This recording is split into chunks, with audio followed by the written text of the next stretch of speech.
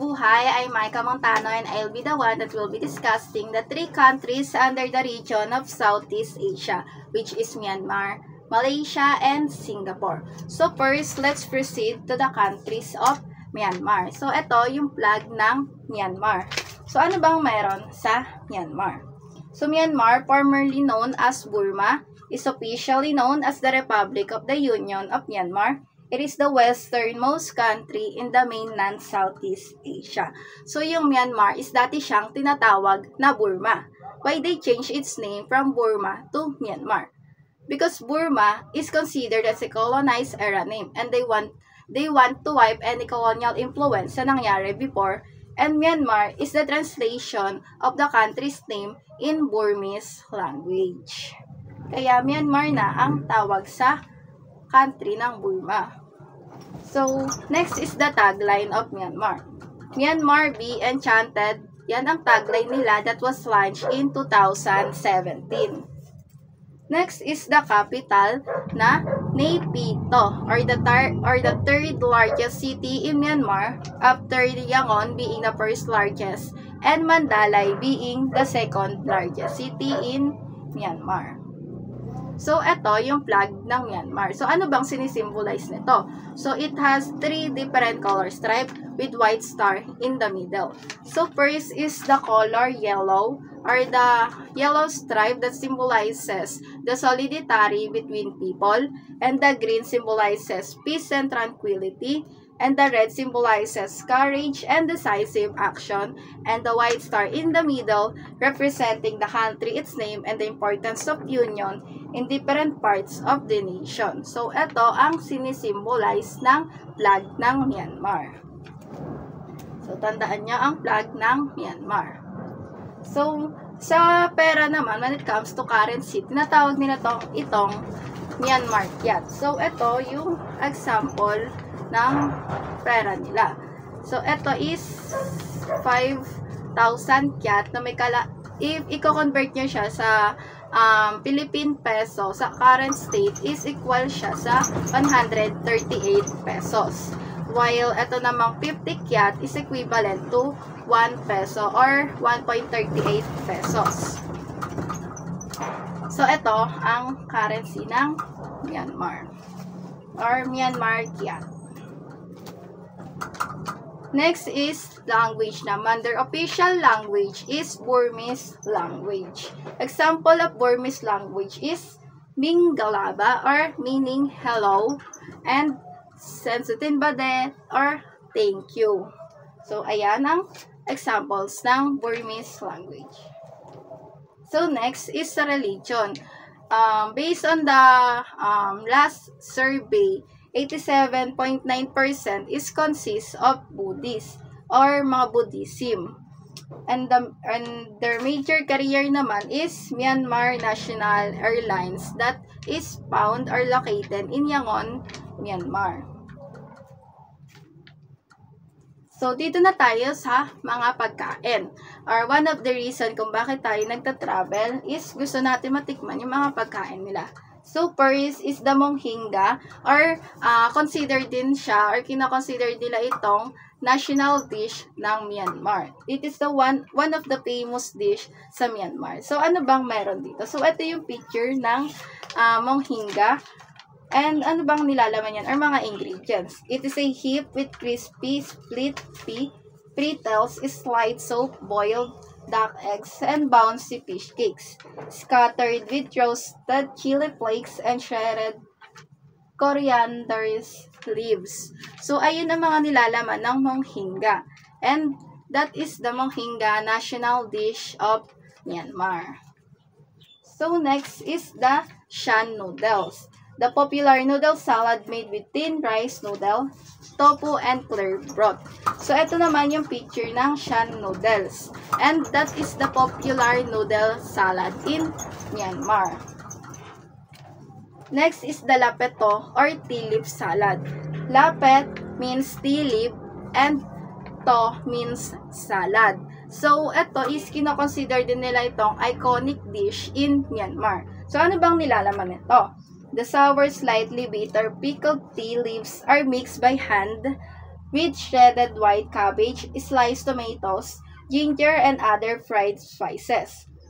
Dried shrimp, crunchy peanuts, lima beans, and peas to create a piquant and savory salad bursting with flavor and texture. So, ayan yung lapeto or tea leaf salad, the iconic dish of Myanmar. So, those are the three most famous dish in Myanmar. First is the Monghinga, the national dish. Shan noodles, the popular noodle salad, and the lapeto or tea leaf salad, the iconic dish of Myanmar. So, next is the most famous destination in Myanmar. So, there are 4 na didiscuss ko, and those are most popular or most famous. So, first is the Mandalay Palace, located in Mandalay, the second largest city in Myanmar. So, Mandalay Palace is the last royal palace of the last Burmese monarchy. The palace was constructed between 1857 and 1859 and as part of King Mindon's founding of the new royal capital city of Mandalay. So, sikat din yung Mandalay because pinapaniwalaan nila dito nanirahan yung last 2 kings of Burmese monarchy, which is si King Mindons and King Tibau. So, ito yung picture ng Mandalay Palace. So, ayan yung picture. And it was constructed between 1857 and 1859. But after World War II, is nasira yung ibang structures. And yung mga natira is, one of the natira or one is the, atong tinatawag nilang watchtower na may taas na 33 meters high and where you can panoramic view. So, what we see today is already built in 90s. So, ayan yung Mandalay Palace. Next is the Shwedagon Pagoda, magnificent golden pagoda in Yangon, considered the most sacred Buddhist site in Myanmar. It is adored with thousands of gold plates and jewels. So, ito naman yung picture ng Shwedagon Pagoda. As you can see sa picture, puro siya golds, makita mo is puro golds. And hindi lang siya sikat because of its golden place. But also, pinapaniwalaan nila na nandyan daw, or nasa top of pagoda daw, yung a strand of Siddhartha Gautama, or tinatawag nilang si Buddhist or si Buddha. And kaya siya rin pinupuntahan, and it is considered the long history religious site of Buddhism. So that is Shwedagon Pagoda. Next is Bagan. A sparkling ancient city in central Myanmar is a mesmerizing landscape of thousands of temples and pagodas, each a testament to the rich history and artistry of Bagan Kingdom, 11th to 13th centuries. So, yung Bagan is, ayan yung picture ng Bagan. Popular din siya, not only because sa dami ng mga towers, pagodas, monasteries, but also, popular din siya. Sa first picture, makikita niya yung mga hot air balloons. Popular din siya doon, and makikita mo yung buong place. And Bagan is considered as one of the richest Asia's archaeological site. Next is the In Lake, a scenic lake in Shan State, known for its unique stilt villages, floating gardens, and traditional longboats. It is also home to the Inta people who are known for their distinct leg growing technique. So, yung In Lake, ito yung picture niya. As you can see dito sa first picture, may mga floating na parang bahay or tinatawag nilang floating gardens. And also, dito naman sa second picture, makikita nyo yung may hawak na sagwan or yung nasa picture, itatawag nilang leg growing technique. Kung sa natural or typical na pagsasagwan, kamay ang ginagamit natin. Sa kanila, isang ginagamit nila is yung paa. Ito yung sagwan and pinupulupot nila yung paa nila. And then, yun yung nakatayo silang nagsasagwan and parang paa nila yung sagwan. So, that is the In Lake. So, next naman sa festival. Kung sa festival, dito sa atin sa Pilipinas, meron tayong sineselebrate every January 24, which is yung basahan or tinatawag nating San Juan. Sa Myanmar naman ay meron silang tinatawag na Tingyan. Tingyan, the Burmese New Year Festival, celebrated in mid-April. It is a time for water splashing, parades, and traditional dances. So, dito sa picture, makikita nyo, nagbabasaan din sila. Celebrate nila ito because they want to, parang cleansing their years-old dirt and to start a fresh start. So, kaya nila sinaselebrate yon para mabura lahat ng nakaraan or years-old dirt nila. Next is the Tadingyut, also known as the Festival of Lights, is a significant Buddhist festival celebrated in Myanmar. It marks the end of the 3-month Buddhist Lent or the Buddhist teaching, a period of spiritual reflection and retreat.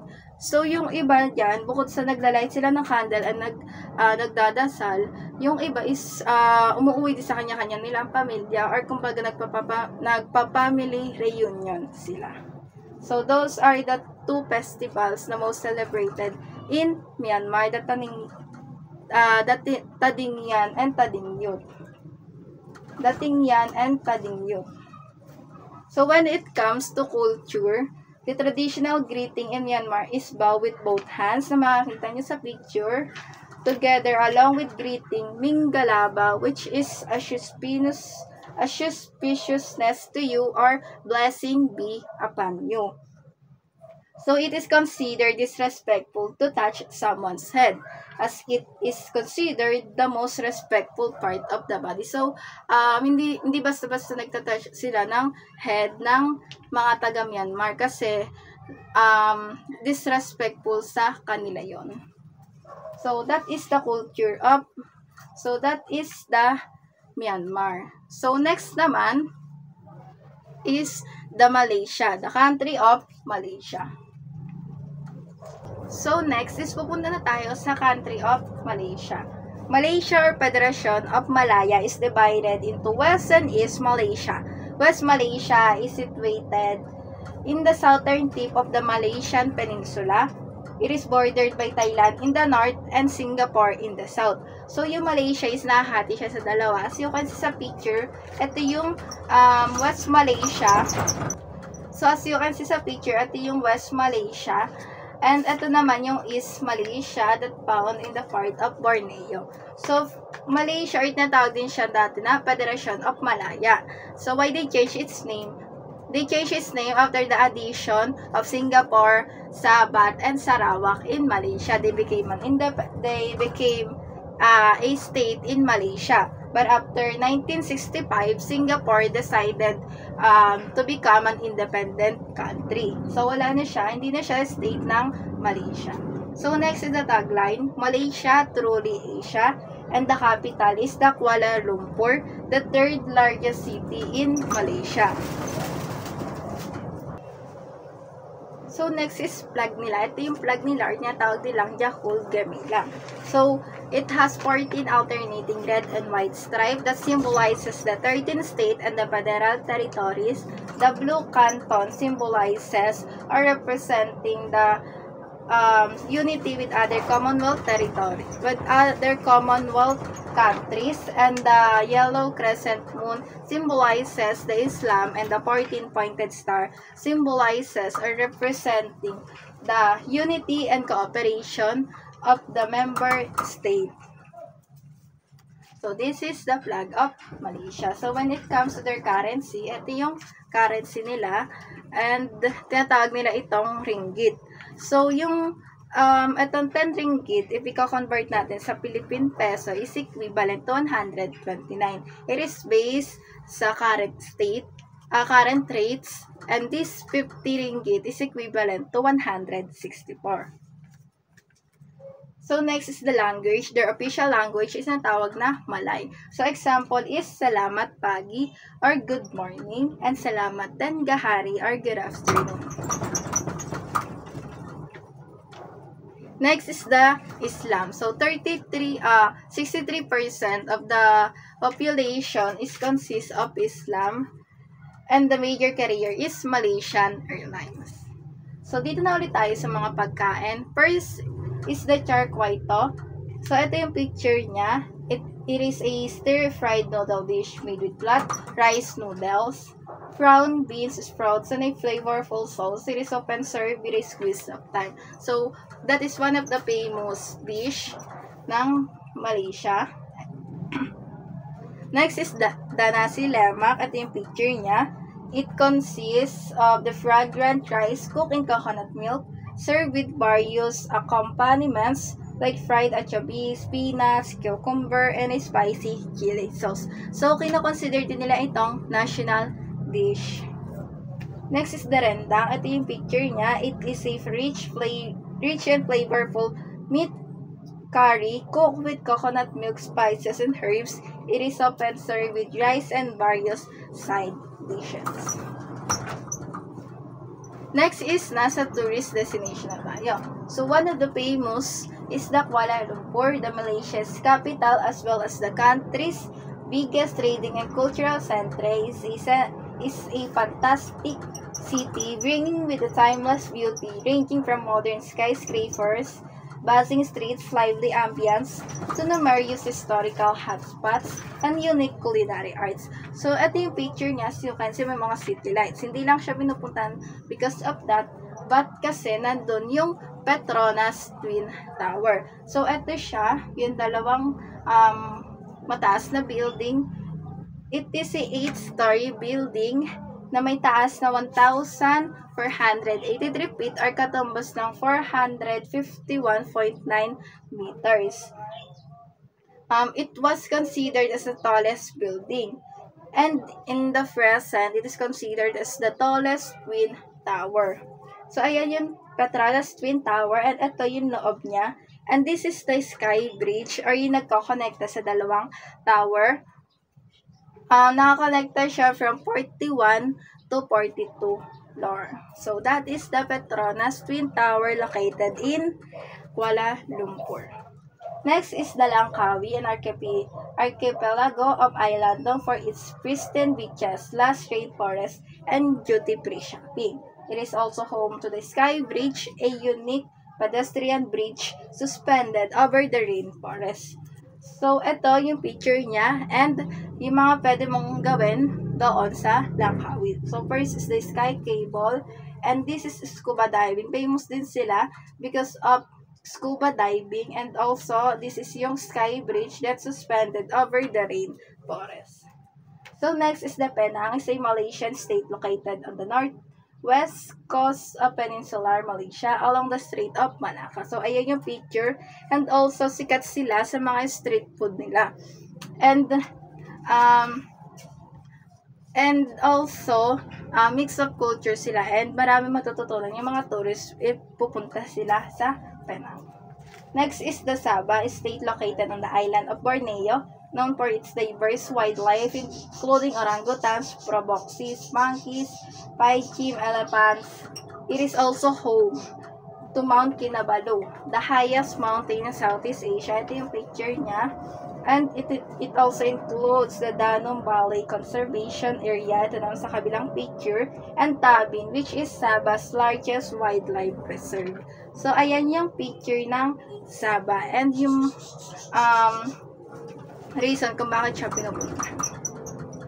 So, dito na tayo sa festival. One of the festival is the Deepavali, also known as Diwali, celebrates the triumph of light over darkness. So, sila-celebrate nila ito because of victory of goodness over evil or over darkness. So, ayan yung picture niya. Next is the Hari Raya Aidilfitri, or also known as the Festival of Breaking the Fast. It's a joyous occasion that marks the end of Ramadan, a month of fasting for Muslim, when they abstain from food and drinking between dawn and sunset. So, as I said kanina, diba, mostly ng mga population ng Malaysia consists of Islam. Next is the culture. Greeting salam, which is their traditional way of greetings. Removing of shoes when entering a Malaysian home, avoiding using the right forefinger to point a person, place, or object as it is considered disrespectful act. So that is all for Malaysia. So next is nasa Singapore na tayo. So you can use your PPT na isa-send and para mas malinaw nyo makita. So this is the flag of Singapore. Singapore is an island nation found in the South Peninsular Malaysia. Its name originated from the word Singapura, a word derived from the Sanskrit Simha meaning lion, Pura meaning city, or when you combine it together, it is called the Lion City. Next is the tagline. Tagline is passion made possible. Capital is Singapore City. Next is the flag. So this is the flag of Singapore. It has two stripes, red and white. So it symbolizes, first is the red stripe, symbolizes the universal brotherhood and equality, while the white symbolizes purity and virtue, and the white crescent moon signifies a young nation on the ascendant. And the 5-star symbolizes democracy, equality, progress, peace, and justice. So, ito ang Singapore flag. So, when it comes to their currency, tinatawag itong Singapore dollar. So, ito yung example ng Singapore dollar. So, this $10 is equivalent to 429. And then, this $50 is equivalent to 2,149 pesos based on the current rates. So, this is the Singapore dollar and this is the flag of Singapore. So, their language, their official language is natawag na Mandarin. Example is ni hao or hello, and she means thank you. So, next is the religion. So, one of the most pinakamarami is Buddhism. And the second is the no religion, or yung hindi nila kinoconsider yung sarili nila na one kasi wala silang pinapaniwalaan na God or tinatawag silang mga atheists. So, next is their major carrier, the Singapore Airlines, one of the best airlines, and nanalo din sila for 2 consecutive years as the best airlines. And apart from winning that, nanalo din silang best cabin staff and best first class. So, yan yung Singapore Airlines. So, din na tayo ulit sa mga pagkain. So, those, yung top 3 na mababanggit ko is mostly mga spicy. So, mahilig sila sa spicy. So, first is the Hainanese chicken rice. Ito yung picture niya. It is a dish of poached chicken and seasoned rice served with chili sauce and usually with cucumber garnishes. So, ayan yung Hainanese chicken, one of the famous dish in Singapore. So, next is the chili crab. If mahilig kayo sa seafood, it is a popular dish featuring mud crabs cooked in a spicy, savory sauce made with chili, tomato, and garlic. So, ito yung picture ng chili crab. Spicy din. Next is the laksa or soup naman siya. It is a spicy soup comprising the base ingredients of coconut milk, dried shrimp, fish cake, and prawns. So, ayun yung mga laman ng laksa or the soup, the spicy soup. So, dito na tayo sa mga tourist destination, and one of the famous is the Merlion Park.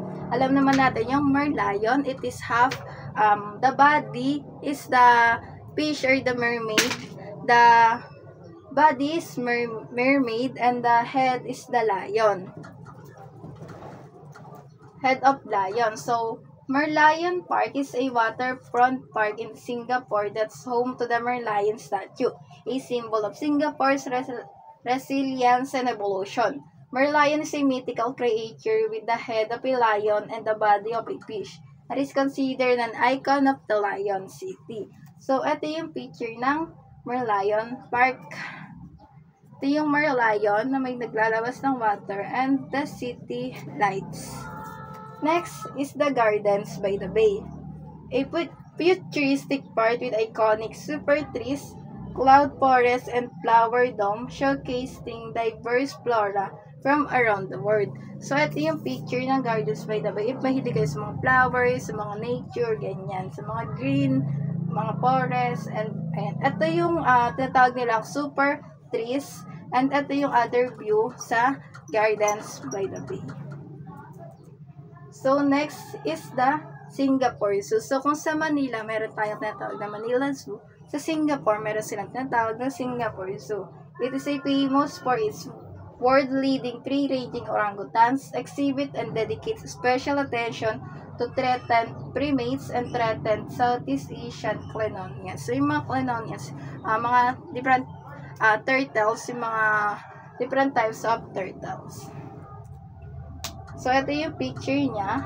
Yung bungad ito, and ito naman yung nasa loob ng Singapore Zoo. So, next is the Sentosa Island. So, dito sa Sentosa Island, both sa Merlion Park, makikita din natin dito yung Universal Studio ng Singapore. So, Sentosa Island, a popular island resort with beach theme parks and entertainment option, including Universal Studios Singapore. So, ito yung picture niya. So, ito yung Universal Studio, and ito yung other view ng Sentosa Island. And meron dyan mga parks, beaches, mga bar, entertainment. Pwede nyo din dyan yung mga bata dyan. So, those are the top 4 most famous tourist destinations. So, when it comes to festival, one of the most celebrated is the Thai Pusam. It is a festival celebrated in Singapore on the full moon in the Tamil month of Thai. Mid-January and mid-February. It is a day of prayer and penance that honors Lord Murugan, the Hindu god of youth, power, and virtue. So, yung Thaipusam is sineselebrate nila to honor Lord Murugan who defeated the demon Surapadma to protect the Devas. So, ito yung picture niya. Ang ginagawa nila, traditional dances, bukod sa prayers, ay yung mga ginagawa nila. So, next is the Singapore River Festival. So, hindi ito yung race, ha? It's more on about performing arts or mga entertainment. The Singapore River Festival is 3 exciting days of performing arts and entertainment in outdoor areas around the Singapore River, namely Clark K. Quay, Robertson Quay, and Boat Quay. So, celebrate nila ito every month of October. So, ito yung picture niya. Ayan yung Singapore River Festival. So, when it comes to culture, so sa culture nila, since there are 4 official ethnic group, the Chinese, Malay, Indian, and Eurasian, each group brings their own traditions and culture. So, mix of culture sila. But the most common traditional greeting in Singapore is handshake, as you can see sa picture, or some may add a slight bow and a softer handshake. So, ganyan yung mostly ginagawa nila or way of greetings nila. So, that's all for Singapore. And tandaan yung mga flags and lahat na di-discuss natin. This is the flag of Singapore, and that's all for today. Thank you.